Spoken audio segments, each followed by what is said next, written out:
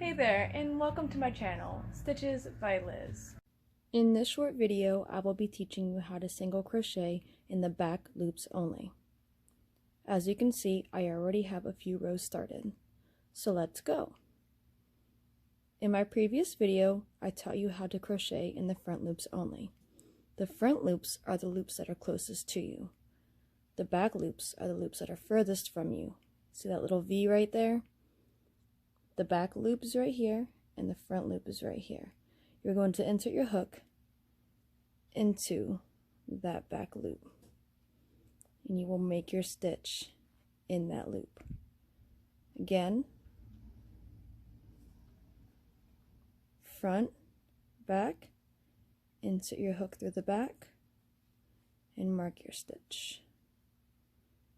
Again, back loop only, make your stitch. I will do that a few more times.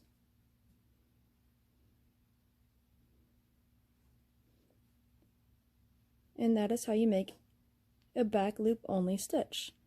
It leaves a nice rigid look on the front of your work. Please subscribe and don't miss out on any other crochet tutorials.